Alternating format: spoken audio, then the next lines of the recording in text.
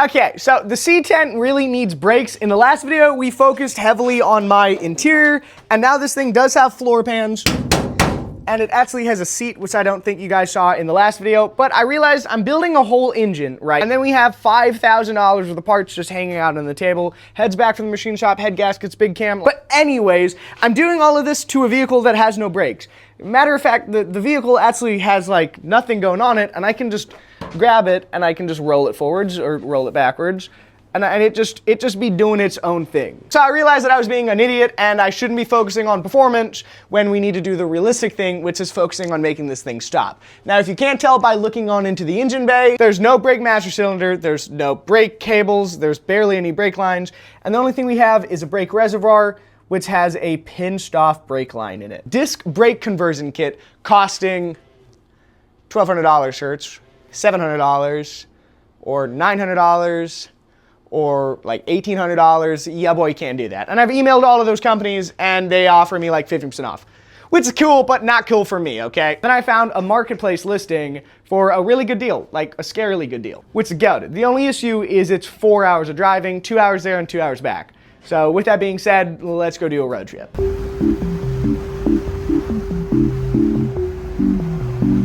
So we just got to the place and they have one slammed C10, and then an even cooler slammed step-side C10 with a supercharged 6.0 LS. Dude, that's crazy. After a 4-hour road trip and $100 later, this is what your boy got. I got brake pads, I got brake calipers, I got a master cylinder, I got whatever this is. I think this is a manual proportioning valve. We got basically brand new rotors. They're greased, beautiful studs on them. Now, good morning. Okay, so you have to be caught up to speed because I know we literally just got back from one road trip, but now we're going back out to Oregon. Well, actually a place called Longview, which is basically out in Oregon compared to where I am. It's about a 2.5 hour drive. So again, we're probably not gonna be home for another 6 hours. Now, anyways, the reason we're doing this is because my truck, the one that we are spending so much time to build, has no real, good paperwork on it, and that was fine. I would just do the 3-year registration, which is a whole process. If you want to learn about it, you can look at it right here. I can tell you though right now, it's not a lot of fun. I also need to get myself a tailgate. That's about $300. I need to get myself a driver door, and it's also about $300. So for $600, I'd be buying parts, and I found a truck to buy that's for $700. So we're on the way to go get that. Now the only issue is clearly I'm not going to be towing it in the BMW. And clearly, I don't have a tow rig right now because, well, the Duramax is still broken. So we're gonna whip over to the gas station to fill the Beamer up since I have to go on a road trip in the Beamer. And then this dude named Caden, who you saw in the last video, we went to his birthday party. I don't really know the guy too well, but for some reason, bro was like, hey, I'll come get it with you. W-mans. But first off, the BMW is down on gas, and then I also need to go get cash because I have no money.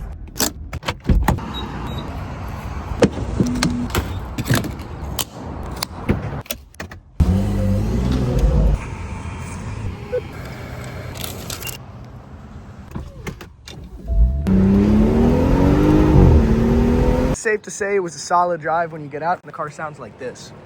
And that's all really important, risking the life of a family in a minivan because I'm running late. So see, it's all worth it. I'm not a bad person. Now you might have recognized this place from the last video, which is kind of funny that 2 YouTube videos in a row I'm here.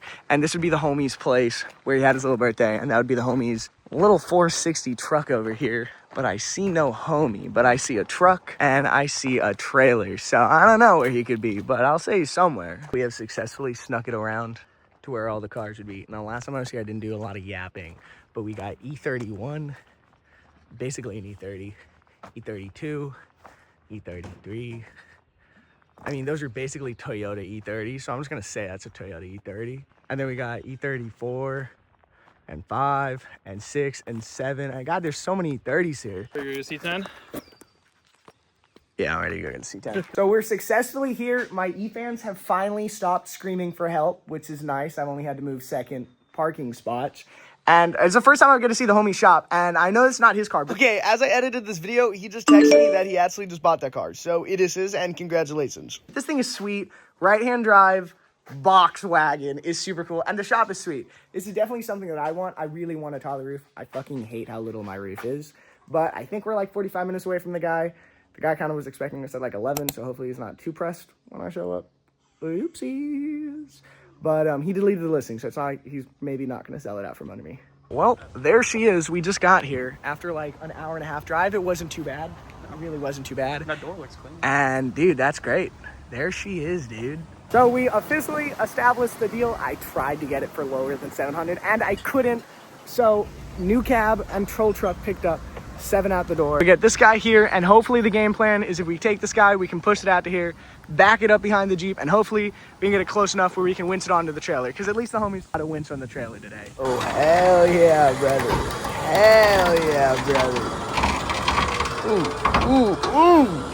it almost fell off. Hell yeah. Mandatory walk around of the truck while bro just kicks the tires. This is why you can't have anything nice or sell a marketplace anymore. Look at this. This guy's just a fucking tire kicker.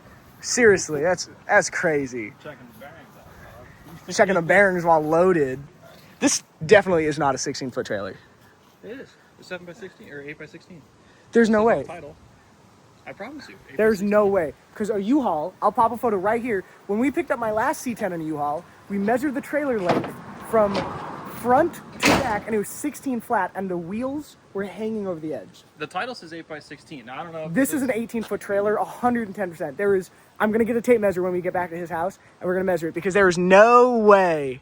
Actually, you're not going to see this clip. I'm not going to measure it, because if the title says it is, it's what it is. It's a 16-foot trailer. The truck is just a factory short bed, so the wheelbase is a little shorter. If the EPA or the government's watching, it's a 16-foot trailer all day long. Yeah, I just realized a homie has a Chevy on his shirt. He got a slam Chevy on his shirt. I'm a Chevy guy. Now, something you don't know is Ford owners are the cool straight guys, and the Chevy guys are the ones that kind of sus. Now, he has a Chevy on his shirt, and we have a Chevy in the trailer, and I have 2 Chevys, so 2 of us, 2 Chevys. So we're gonna have a very... And the duality of Chevy life. A Ford's always gotta tow the Chevy. It's a duality of Chevy ownership right here, boys. Man, you should totally like, comment, and subscribe. Brother, we just pulled over and the strap was hand tight. He's dealing with my horrible tying of it now. Dude, was that actually... Okay, this one's tight. I just grabbed it. Dude, no shot. As he does free labor, I'm gonna go find a place to take a piss. I found a tree and my back is facing the road. So I'll be good. Okay, I'm not the only one that had to do it. Look at that. Zoom it. Look at the zoom. Holy hell. What he doesn't know won't hurt him. What he doesn't know won't hurt him. We are successfully back at the homie spot. I'm gonna be ended up leaving it here with him, so he might part it out, Loki. You imagine I come back and there's just no truck there. I leave the title in his truck. I leave everything here. Here's all the paperwork. Dude, it's so cool to see, like, I don't know if it's a drift car, but it looks like a drift car, so I'm gonna call it a drift car. When the second you get out, that's like proper D-car fitment right there. I think it's got like... That's so sick. Oh my God, your girl has a drift car? She drives the shit out of that, too. Seriously? She drives that thing a lot. I gotta get an upgrade for my model.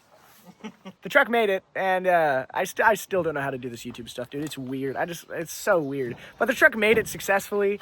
Both trucks made it successfully. This truck only stalled itself twice. That was cool. No, once. It only stalled itself once, which is a success for a Ford. So the Ford made it here, and the Chevy made it here, and he has to come down to my neck of the woods in like a day, so he'll just bring it down there so that way we're not paying gas to bring it back. And I know right now you guys are probably watching this thinking, holy shit, is this thing cooked? And I didn't really run it through because I'm still not super comfortable filming YouTube in front of people, but it has a bent frame, and I know it seems goofy that I bought a truck with a bent frame, but it's a really clean truck everywhere else, and I needed a lot of parts. So I was gonna buy a tailgate for 400 bucks. So I got a tailgate, so 400 bucks for the tailgate, and I need a driver door, so I was gonna buy a driver door, and that was $300. That's $700 for a door and a tailgate, and I bought this thing for $700. Now, the gas that we had to pay to drive this and all of that, I'm gonna probably end up being in this around $900, because I also threw the homie 100 bucks as a thank you for doing that. But we got a good hood. I think I can sell that hood. We got new taillights, new taillight bezels, new taillights, and this thing is loaded with parts. We got drop spindles. Those are 3-inch drop spindles, literally brand new. So I think I'll be able to sell those for a couple hundred. I basically bought a door and tailgate, and it came with a free truck. So it's only fair that, dude, the purple guts is sick. I didn't even catch it on camera because I was too nervous to film it because I like didn't even know you. Dude, that shit is crazy. So, oh, that sounded way different than I expected. So I've never actually heard of beams in my entire life. I just know that the internet has a lot of hype behind it.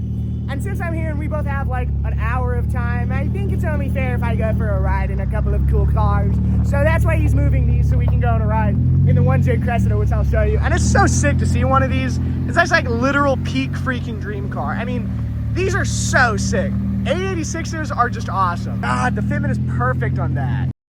So I had to film this first for Snap, but holy shit, does this thing freaking rip! Oh my god! Holy shit! Dude! I need that chaser like yesterday. Holy shit! Dude, that's nutty. Imagine that just beating limiter around an entire track. Dude, I need that chaser now.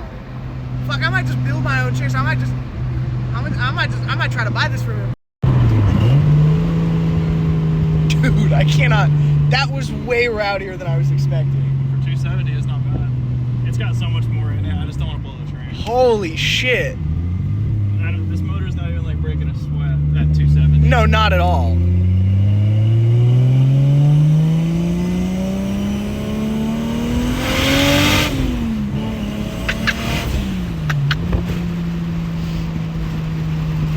It's cool because like it makes all the right noises. It's not like scary to drive. It just hooks up. All the right. I cannot believe how well it puts it down. Yeah, it's. I mean, it's on a 205, like a pretty decent tread wear tire, but it's heavy. This car's like 4,000 pounds. I don't understand why it feels that fucking quick then. Because it hooks. That's like having a bunch of horsepower is cool. If you can't put it down, there's no point. yeah. I mean, it's cool, like the bang limiter and stuff, but like when this thing made 350, it just let the tires up. That's it was like crazy. Cool, but it just spun. It's expensive. Waste your tires. Yeah. For reference, that was it. My God, dude.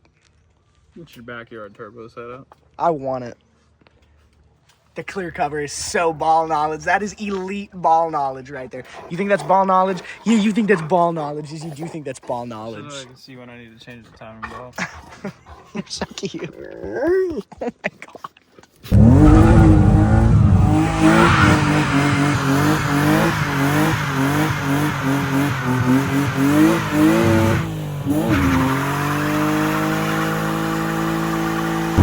I cannot believe, bro, sitting in a car that looks like that, dude. Fucking name the car Charlotte at that point. I did my homie 78 days ago to detail it. Yeah, he's kind of a child. 78 days I ago. have it on my phone, 78. Bro has it specific. He's like 78 days ago. I paid this guy 78 days ago to get my car detailed. I want this thing. Now, I know I've said that about a lot of things, but that Cressida was really sick.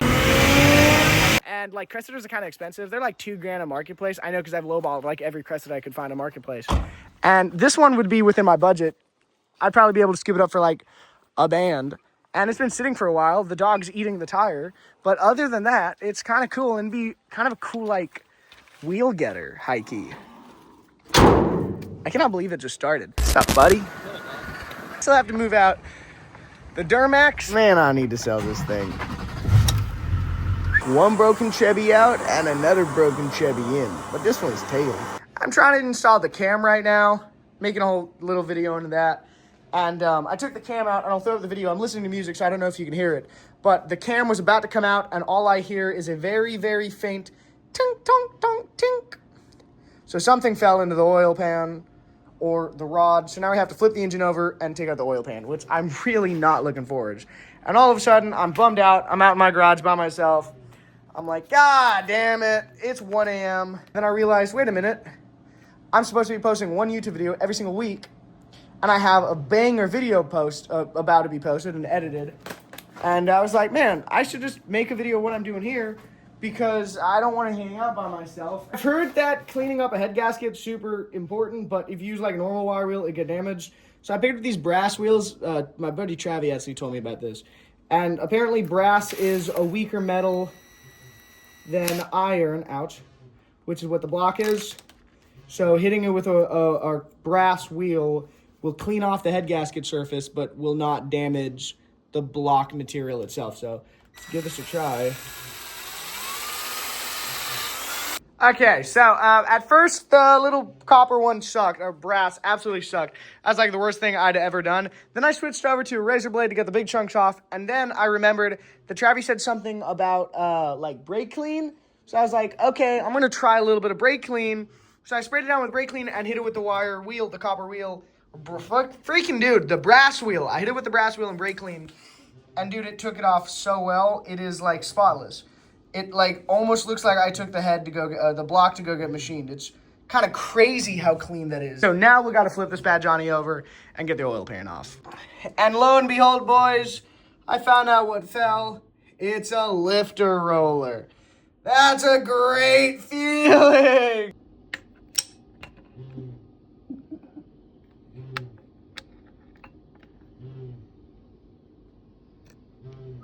In the last unexpected sequence in this video, I listed my car for sale a couple days ago, and a kid just hit me up as I'm building my engine that he wants to get it now.